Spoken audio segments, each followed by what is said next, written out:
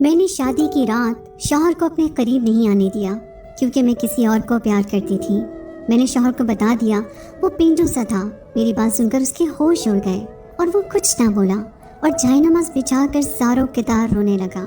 مجھے اس پر ذرا بھی ترس نہ آیا اور میں سو گئی۔ ایک دن اس نے میرے ہاتھ میں کچھ کاغذات تھما دیے اور کہا اس کو صبح کھولنا۔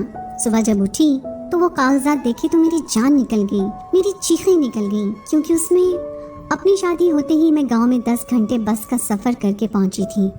دلہن بنے رخصت ہوتے ہی مجھے بس کا سفر کرنا پڑا۔ پورا سفر میں نے خاموشی سے کیا تھا۔ گاؤں میں اپنے سسرالی گھر پہنچ کر مجھے میرے کمرے میں بٹھا دیا گیا۔ میں ایک پڑھی لکھی BA پاس لڑکی تھی اور میرے والدین نے میری مرضی کے خلاف میری شادی ایک گاؤں کے کسان سے کر دی۔ میں اپنی قسمت پر پھوٹ پھوٹ کر نہ روتی تو اور کیا کرتی۔ میرے دل میں کوئی امنگ نہیں تھی، بس افسوس تھا، تکلیف تھی، آنسو تھے، غم تھا۔ جب میرا شوہر غلام محمد میرے کمرے میں آیا تو میرے چہرے پر حد درجہ ناگواری سی چھا گئی تھی۔ میں نے اس پر ایک اچٹتی نظر ڈال کر ہٹا دی۔ سفید شلوار قمیض پہنے، اس پر بڑی بڑی مونچھیں، بالکل پینڈو سا لگ رہا تھا۔ مسکرانے سے اس کی بتیسی پوری نظر آ رہی تھی۔ میرے پاس آ کر بیٹھ گیا۔ کچھ دیر مجھے بڑی محبت سے دیکھنے لگا۔ مجھے اس کا یوں دیکھنا بھی برا سا لگ رہا تھا۔ وہ مجھے ایک آنکھ نہیں بھا رہا تھا۔ مجھ سے کہنے لگا میں بہت خوش نصیب ہوں جو مجھے تم جیسی پیاری اور پڑھی لکھی بیوی ملی ہے۔ میں نے اس کی بات سن کر ایک تیکھی نظر اس پر ڈالی اور کہا اور میں بہت بدقسمت ہوں جو مجھے ایک جاہل، گوار اور پینڈو شوہر ملا ہے۔ میری بات سن کر اس کے چہرے کی رنگت بدل گئی تھی۔ کچھ وہ تھا بھی ذرا سا سانولا، اس کے آگے کی 2 دانت بھی ذرا سے باہر کو دکھائی دیتے تھے۔ وہ شاید مجھ سے اس قسم کی کھری بات کی توقع نہیں رکھتا تھا۔ میرے اندر تو پہلے سے زہر سا بھرا ہوا تھا۔ میرے ماں باپ نے میرے لاکھ منع کرنے پر بھی میرے خالہ زاد سے میری شادی کر دی جو گاؤں میں کسان تھا۔ والدین کا کہنا تھا کہ لڑکا شریف اور نیک ہے، کماتا بھی اچھا ہے، تم خوش رہو گی۔ لیکن کیا خوشی کا دار و مدار اچھے، نیک اور کماؤ تک ہوتا ہے؟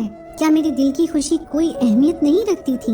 میرے اندر منفی سوچوں کا یلغار سب بھرا پڑا تھا۔ ایسی جلن تھی میرے اندر کہ میرا لہجہ، میرے لفظ میرے اختیار میں نہیں تھے۔ میرا جی چاہ رہا تھا غلام محمد پر اپنے اندر کی ساری بھڑاس نکال دوں۔ میری بات سن کر وہ مجھے حیرت سے تکے جا رہا تھا، پھر کہنے لگا کیا بات ہے سارا، کیا خالہ نے تمہیں شادی کی چیزیں مرضی سے نہیں لینے دی؟ اسے لگا کہ جیسے بچپن میں میری والدہ مجھے میری پسند سے چیزیں لینے کے بجائے مجھ پر اپنی پسند مسلط کرتی تھی اور میں بعد میں اپنا غبار سب کے ساتھ نکالتی تھی۔ اب بھی ایسا ہی کچھ ہوا ہے۔ میں نے سخت تیور اپنا لیے۔ اگر چیزوں کی ہوتی تو میں برداشت کر لیتی۔ پہلے جا کر آئینے میں اپنی شکل دیکھو۔ کیا تم اس قابل ہو کہ میں تمہارے ساتھ زندگی گزار سکوں؟ نہ تمہارے پاس اچھی شکل و صورت ہے، نہ ہی اعلیٰ تعلیم۔ میرے گھر والوں نے میری زندگی برباد کر دی ہے۔ اب بات میرے ضبط سے باہر کی تھی۔ میں رونے لگی۔ وہ چپ سا ہو گیا، اس کا چہرہ بجھ سا گیا تھا۔ میں نے روتے ہوئے کہا کہ میں کسی اور سے محبت کرتی ہوں، میں تمہارے ساتھ نہیں رہ سکتی۔ میری یہ بات سن کر وہ تعجب سے میرے پاس سے اٹھ کر کھڑا ہو گیا۔ کہنے لگا زارا یہ کیا کہہ رہی ہو؟ ہوش میں تو ہو؟ میں نے کہا اس میں حیران ہونے والی کیا بات ہے؟ جس سے میں محبت کرتی ہوں وہ تم سے 1000 درجے اچھا ہے، خوبصورت ہے، پڑھا لکھا ہے۔ یہ سن کر وہ نم آنکھیں لیے واش روم میں چلا گیا۔ اور یہ سچ تھا، میں ایک لڑکے کی محبت میں مبتلا تھی جس سے میری دوستی کالج آتے جاتے بس اسٹاپ پر ہوئی تھی۔ وہ یونیورسٹی میں پڑھتا تھا۔ وہیں سے پہلے ہماری نظروں کا تبادلہ ہوا، اس کے بعد فون نمبر دیا۔ باقی کی محبت فون پر پروان چڑھی تھی۔ میں اب بھی اپنی قسمت کو رو رہی تھی۔ جب غلام محمد واش روم سے باہر آیا، آنکھیں متورم سی تھیں، چہرہ پانی سے گیلا تھا، شاید رو کر باہر آیا تھا۔ اس نے مجھ سے نظریں ہٹا لی اور سامنے رکھے جائے نماز کو بچھا کر نماز پڑھنے لگا۔ نوافل کے بعد پھوٹ پھوٹ کر رونے لگا۔ میں اپنے کپڑے تبدیل کرنے واش روم چلی گئی۔ جب میں سادہ لباس میں باہر آئی تو وہ زمین پر چادر بچھائے تکیہ رکھے لیٹ چکا تھا۔ میں نے بھی شکر کیا تھا۔ میں بیڈ پر لیٹ کر سو گئی۔ بہت سے دن گزر گئے، نہ میں نے غلام علی سے کوئی بات کی تھی، نہ ہی اس نے مجھ سے۔ وہ صبح ہوتے ہی کھیتوں میں چلا جاتا، شام کو تھک ہار کر پہنچتا۔ اس کے مٹی اور کھاد سے گندے کپڑے اور چہرے پر بہتے پسینے کو دیکھ کر میرا جی اوبنے لگتا۔ میں اسے بڑی حقارت سے دیکھ کر منہ پھیر لیتی۔ میرے چہرے کی ناگواری بھانپ کر وہ کمرے میں چلا جاتا، نہا دھو کر واپس آتا۔ میری مجبوری تھی کہ سب کے سامنے مجھے اس کے ساتھ کھانا کھانا پڑتا تھا۔ ہمارے سسرال میں یہ رواج تھا کہ میاں بیوی ایک پلیٹ میں کھانا کھائیں۔ غلام محمد کے ساتھ ایک پلیٹ میں کھانا کھانا بھی مجھے ایک بڑی آزمائش لگتا تھا۔ चंद दिन तो मैं आधी रोटी खाकर ही उठ जाती। गुलाम मोहम्मद शायद मेरी नागवारी समझ गया था। मैं पेट भरकर खाना खा सकूं, इसलिए वो आधी रोटी खाकर उठ जाता। मुझे इससे कोई गर्ज नहीं थी कि वो सुबह का गया शाम को लौटता है, भूखा प्यासा गर्मी में अपना खून पसीना एक करके वापस लौटता है, और रोटी भी उसे पेट की नसीब नहीं होती। मुझे तो बस अपनी अधूरी रह जाने वाली ख्वाहिशात पर हर वक्त कलक रहने लगा था। मुझे बार बार अजहर का ख्याल आने लगा। मेरे पास जो फोन था वो भी मेरी वालिदा ने वापस ले लिया था, और यहाँ बहू बेटियों को फोन रखने का रिवाज नहीं था। जब मुझसे रहा नहीं गया तो मैं सारे लिहाज तर्क करके गुलाम मोहम्मद से मैंने कहा कि वो मुझे अपना फोन दे, मुझे अजहर से बात करनी है। मेरी बात सुनकर वो मुझे ताज्जुब से देखने लगा, लेकिन मेरी बेशर्मी अरूज पर थी। मैंने उसके हाथ से फोन छीनकर अजहर का नंबर मिलाया और बातचीत शुरू कर दी। अजहर भी मेरी वजह से बेहद परेशान था। मैंने उसे रो रो कर खुद पर होने वाली ज्यादती का जिक्र किया जो मेरे वालिदैन ने मुझ पर की थी। गुलाम मोहम्मद की मौजूदगी का भी मुझे कोई पास न था। वो खामोशी से चादर जमीन पर बिछाए लेट गया। मैं काफी देर अजहर से बात करती रही, फिर तो मैंने तमाशा ही पकड़ लिया। रोज मैं गुलाम मोहम्मद से फोन लेती और अजहर से बातें करती। अजहर मुझे अब भी अपनाने को तैयार था। एक बार फोन के सिग्नल बार बार ड्रॉप हो रहे थे। गुलाम मोहम्मद सो चुका था। मैं कमरे से निकलकर सहन में आ गई ताकि मैं अजहर से बात कर सकूं। सहन में हमारे घर कोई नहीं सोता था, सब अपने कमरे में ही थे। मैं सहन में खड़ी होकर अजहर से बात करने लगी, लेकिन यकदम मुझसे किसी ने फोन छीन लिया। मैंने बरजस्ता देखा तो मेरा देवर मुझे गुस्से से देख रहा था। कहने लगा, बेशरम औरत, तुमने क्या गैरत बेच खाई है? शौहर के होते हुए यार पाल रखे हैं। न जाने वो कब से मेरी बातें सुन रहा था। वो जिस कदर बुलंद लहजे में बोल रहा था, आहिस्ता आहिस्ता सब लोग सहन में जमा हो चुके थे। गुलाम मोहम्मद भी आंखें मलता हुआ सहन में आ गया। क्या बात है, तुमने क्या शोर मचा रखा है? गुलाम मोहम्मद ने मेरे देवर को सख्त लहजे में कहा। मेरे देवर ने सबके सामने मेरी पोल खोल दी। सभी मुझे देखकर हैरान थे। मुझे लगा अब तो मुझे घर से निकाल ही देंगे।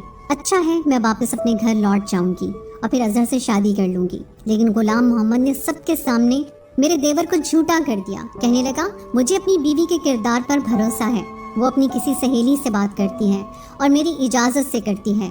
खबरदार जो किसी ने मेरी बीवी पर शक किया या उसके पाकीज़ा किरदार पर उंगली भी उठाई तो। चंद जुमलों में ही सबको वो समझा चुका था। बात वहीं खत्म हो गई, लेकिन मुझे इस पर और भी गुस्सा आने लगा। मैं कमरे में आकर उससे झगड़ने लगी। मैंने कहा, तुम होते कौन हो मेरे बारे में ये कहने वाले?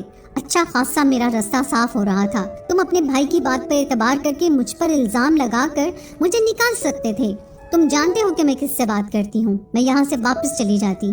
मेरे माँ बाप को मजबूरन मेरी शादी अजहर से करवानी पड़ती, लेकिन तुम्हारी इन बातों ने मेरी राहें बंद कर दी। तुम मेरा पीछा छोड़ क्यों नहीं देते? मेरी बात उसने खामोशी से सुनी। मैं गुस्से से उसे कह रही थी। वो कहने लगा कि अगर तुम मेरे साथ नहीं रहना चाहती तब भी मैं तुम्हारे किरदार पर गलत बात बर्दाश्त नहीं कर सकता। तुम्हारी और तुम्हारे माँ बाप की इज्जत मेरी इज्जत है। मैं सारे इल्जाम खुद पर लेकर तुम्हें छोड़ दूंगा ताकि तुम पर कोई उंगली न उठा सके। 2-3 दिन में तुम्हें खुद शहर लेकर जाऊंगा। अगर वो लड़का तुम्हें इज्जत से अपनाने को तैयार है, मैं खुद पर इल्जाम लेकर तुम्हें खाला के घर छोड़ दूंगा और बाद में तलाक भी भिजवा दूंगा। गुलाम मोहम्मद की बात सुनकर पहली बार मैं लाजवाब हुई थी। वो कम तालीम याफ्ता था, अनपढ़ था, बिल्कुल अंगूठा छाप था, लेकिन इज्जत गैरत का मतलब अच्छी तरह से जानता था। न जाने क्यों मेरे दिल में उसके लिए जज्बात कुछ बदलने लगे थे, लेकिन मैंने अपने आप को झटका और अजहर को सारी बात बता दी। वो तो सुनकर खुश हो गया। कहने लगा, तुम शहर में आ जाओ और अपने कजन से तलाक ले लो। हम पहले कोर्ट मैरिज करेंगे, तुम मेरे पास ही रहना। बाद में तुम्हारे माँ बाप हमें अपनाने के लिए मजबूर हो जाएंगे। मैंने हामी भर ली। चंद दिन बाद ही मैं गुलाम मोहम्मद के साथ चली गई। अजहर के बताए हुए पते पर पहुंचकर मैंने गुलाम मोहम्मद से कहा कि अब तुम जाओ, मुझे तलाक भी दे दो। उसके बाद तुम्हारा मुझसे कोई वास्ता नहीं, मैं अजहर से निकाह कर लूंगी। वो कहने लगा, मैं तुम्हारे लिए तलाक के गलीज लफ्जों को मुंह पर नहीं बोल सकता। मेरा ज़मीर इस बात की इजाजत नहीं देता। हाँ, मैं कागजी कार्रवाई कर दूंगा। कल तक इसी पते में तुम्हें तलाक भी दूंगा। ये कहकर वो चला गया। मैंने दरवाजा खटखटाया। दरवाजा अजहर ने ही खोला था। मुझे देखकर मुस्कुराने लगा। मैं घर दाखिल हो गई, लेकिन घर में उसके घर वाले नजर नहीं आ रहे थे। हालांकि वो मुझसे कह रहा था वो मेरे बारे में सब कुछ अपने घर वालों को बता चुका है। मैंने खाली सहन देखकर पूछा कि तुम्हारे घर वाले कहाँ हैं? कहने लगा, अंदर आओ, बताता हूँ।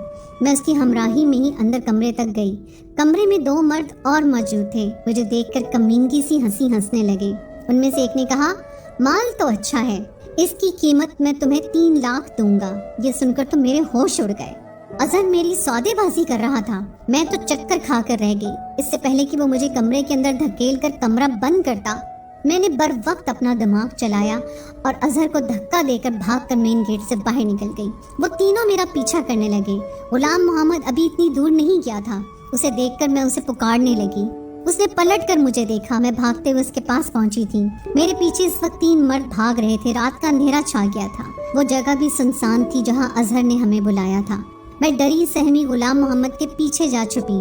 وہ تینوں مرد ہم تک پہنچ گئے تھے۔ غلام محمد سے کہنے لگے، اس لڑکی کو ہمارے حوالے کر دو ورنہ تمہیں جان سے مار دیں گے۔ اس نے جواب دینے کے بجائے انہیں مارنا شروع کر دیا۔ بدلے میں وہ لوگ بھی غلام محمد کو مارنے لگے۔ ایک شور سا مچ گیا۔ کچھ دیر میں لوگوں کا ہجوم سا لگ گیا۔ خدا کی کرنی یہ ہوئی کہ وہاں سے پولیس موبائل گزر رہی تھی۔ پولیس کو دیکھ کر وہ لوگ بھاگنے کی کوشش کرنے لگے لیکن پکڑے جا چکے تھے۔ پولیس کب سے ان کی تلاش میں تھی۔ وہ لوگ لڑکیوں کو اپنی محبت کے جال میں پھنسا کر آگے بیچ دیتے تھے۔ اللہ نے مجھے بچا لیا تھا۔ غلام محمد کے ہونٹوں کے پاس زخم ہو چکا تھا۔ پہلی بار مجھے اس کے زخم کو دیکھ کر دکھ ہوا تھا۔ وہ مجھے خاموشی سے بس اسٹاپ تک لے گیا۔ میں اس کے سامنے نظریں اٹھانے کے قابل نہیں رہی تھی۔ وہ ان پڑھ ہو کر بھی باز ظرف نکلا تھا۔ مجھے اپنا آپ اس کے سامنے چھوٹا سا لگنے لگا۔ وہ مجھ سے پوچھنے لگا کہ زارا کہاں جانا چاہتی ہو؟ اپنے والدین کے پاس؟ میں نے کہا مجھے آپ کے ساتھ جانا ہے۔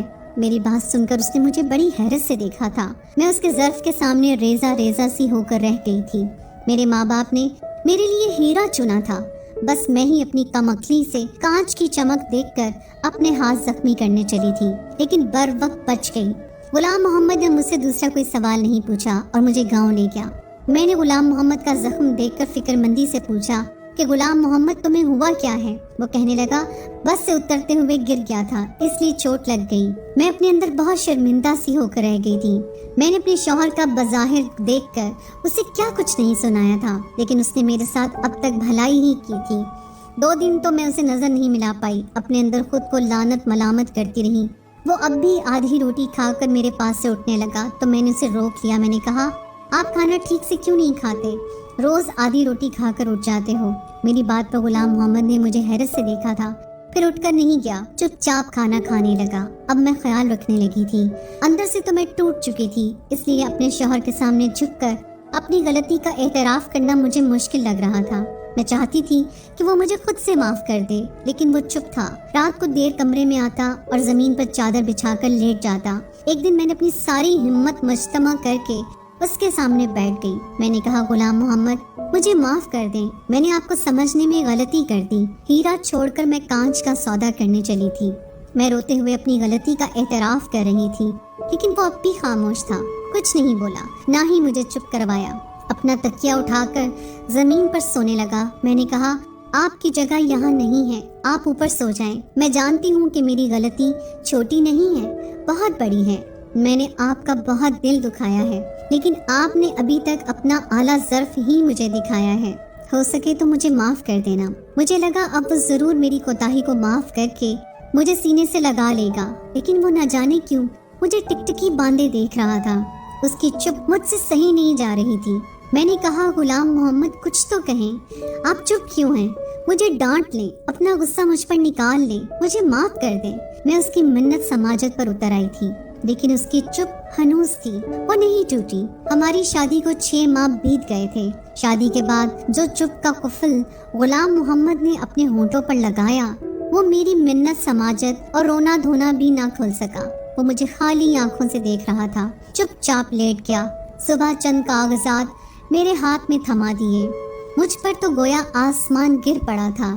میں تڑپ تڑپ کر رونے لگی، کہنے لگی غلام محمد مجھے طلاق مت دو۔ میں اس کے سامنے رونے بلکنے لگی، کہنے لگا تم پڑھی لکھی ہو، اسے پڑھ کر سائن کر دینا۔ یہ کہہ کر کمرے سے باہر نکل گیا۔ مجھے نہیں معلوم تھا کہ مرد کے دل سے اتر جانے کے بعد عورت اپنی غلطی پر جتنی چاہے معافی مانگ لے، اسے وہ عزت پھر سے نہیں ملتی، یا شاید مرد سب کچھ سہ لیتا ہے، بس دوسرا مرد برداشت نہیں کر سکتا۔ میں وہ کاغذات کو ہاتھ میں لے کر پھوٹ پھوٹ کر روتی رہی۔ میری اتنی ہمت نہ ہوئی وہ کاغذ پڑھوں۔ میں نے سوچ لیا تھا کہ رات کو غلام محمد کے پاؤں پڑھ کر معافی مانگ لوں گی، لیکن طلاق نہیں لوں گی۔ رات کو جب وہ کمرے میں آیا تو میں اس کے پاؤں میں بیٹھ گئی، گڑ گڑا کر اس سے معافی مانگنے لگی۔ اس نے مجھے دونوں بازوؤں سے پکڑ کر کھڑا کیا، کہنے لگا تم کاغذ پڑھ لیتی تو یوں نہ روتی، وہ طلاق نامہ نہیں ہے۔ پھر دراز سے نکال کر مجھے کاغذ پکڑا دیے۔ میں نے آنسو پونچھ کر جب کاغذ دیکھے تو وہ زمین کے کاغذات تھے جہاں وہ ہل چلاتا تھا۔ اپنے حصے کی ساری زمین وہ میرے نام کر رہا تھا۔ میں نے حیرت بھری نظروں سے دیکھا کہ وہ اپنا سب کچھ مجھے کیوں سونپ رہا ہے۔ میں نے کہا غلام محمد یہ سب میرے نام کیوں کر رہے ہیں؟